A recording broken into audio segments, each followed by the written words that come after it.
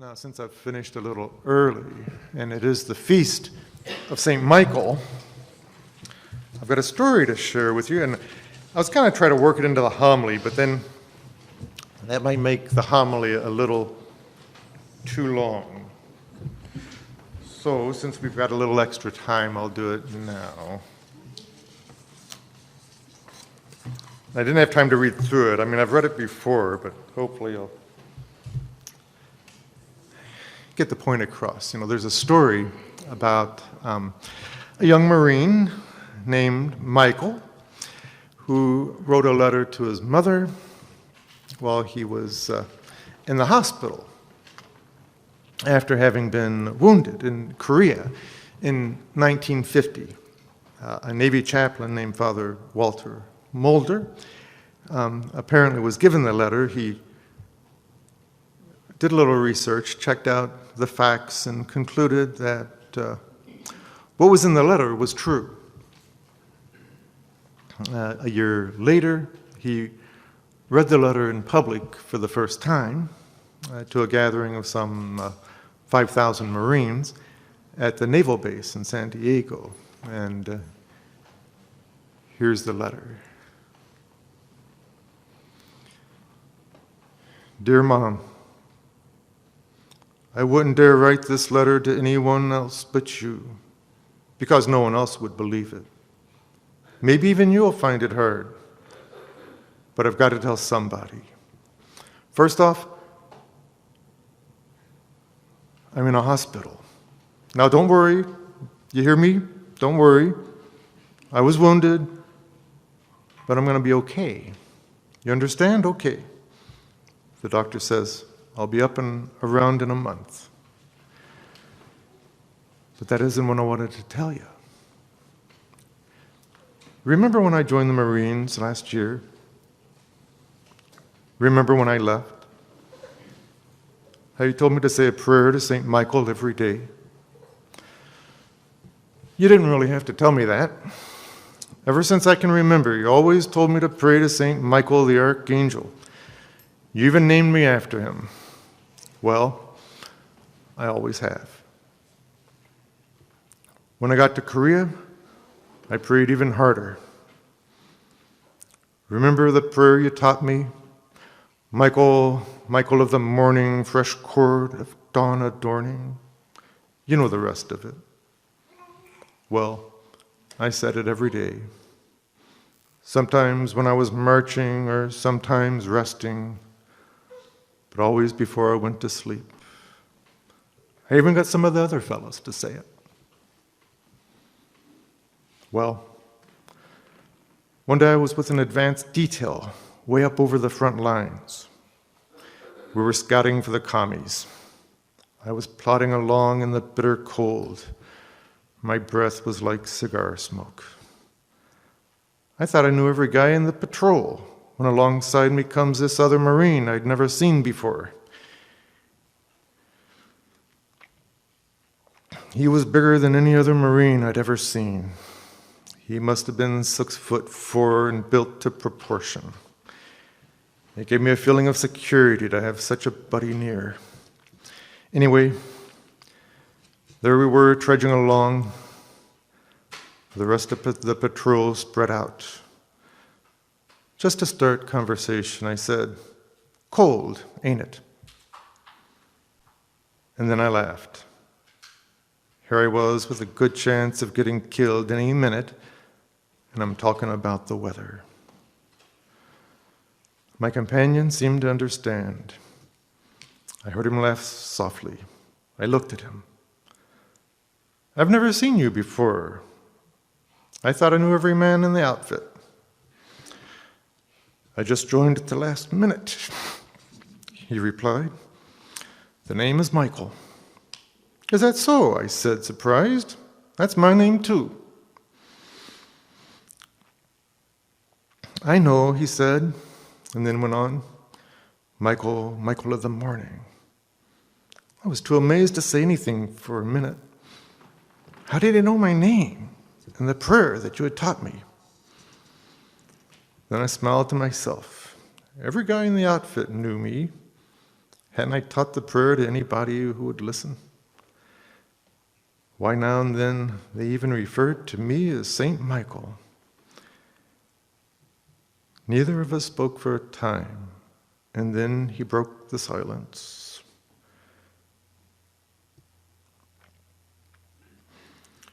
We're going to have some trouble up ahead.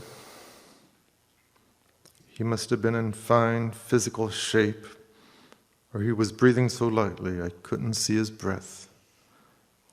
Mine poured out in great clouds.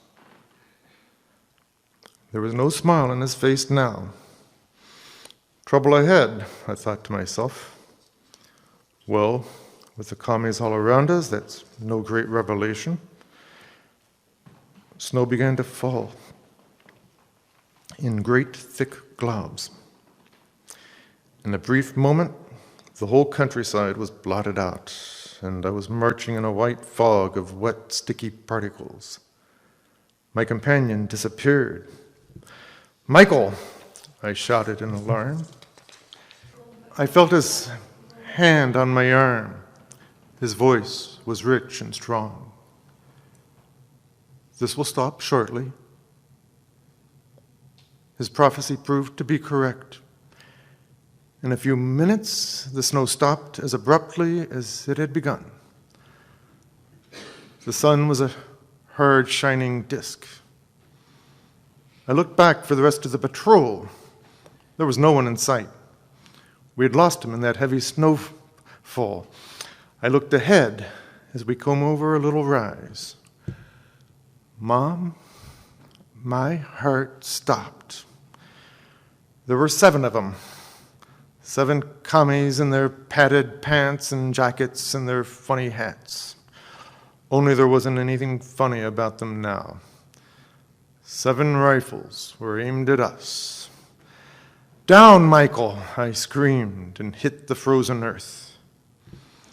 I heard those rifles fire almost as one. I heard the bullets. There was Michael, still standing. Mom, those guys couldn't have missed. Not at that range. I expected to see him literally blown to bits. But there he stood, making no effort to fire himself. He was paralyzed with fear. It happens sometimes, Mom, even to the bravest. He was like a bird fascinated by a snake. At least, that's what I thought then. I jumped up to pull him down, and that was when I got mine. I felt a sudden flame in my chest.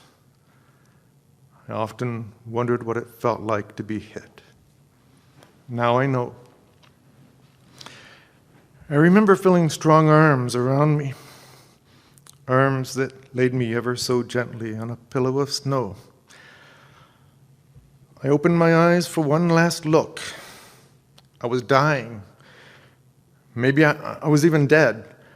I remember thinking, well, this isn't so bad. Maybe I was looking into the sun. Maybe I was in shock. But it seemed I saw Michael standing erect again. Only this time his face was shining with a terrible splendor. As I say, maybe it was the sun in my eyes, but he seemed to change as I watched him. He grew bigger, his arms stretched out wide. Maybe it was the snow falling again, but there was a brightness around him, like the wings of an angel. In his hand was a sword that flashed with a million lights. Well, that's the last thing I remember until the rest of the fellows came up and found me. I don't know how much time had passed. Now and then, I had but a moment's rest from the pain and fever. I remember telling them of the enemy just ahead. "Where's Michael?" I asked. I saw them look at one another. Where's who? Asked one. Michael. Michael, that big Marine I was walking with just before the snow squall hit us. Kid, said the sergeant, you weren't walking with anyone.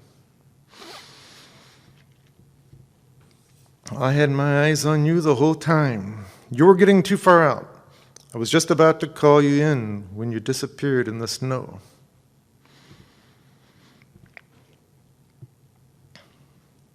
He looked at me curiously. How'd you do it, kid? How'd I do what? I asked, half angry despite my wound. The Marine named Michael and I were just, son, said the sergeant kindly. I picked up this outfit myself, and there just ain't another Michael in it. You're the only Mike in it.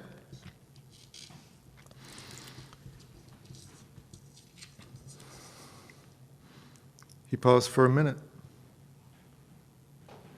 Just how'd you do it, kid? We heard shots. There hasn't been a shot fired from your rifle. And there isn't a bit of lead in them 7 bodies over the hill there. I didn't say anything. What could I say? I could only look, open-mouthed with amazement.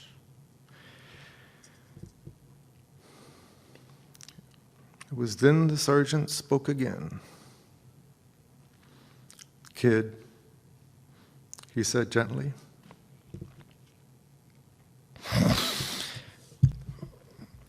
every one of those 7 commies over the hill there was killed by a sword stroke.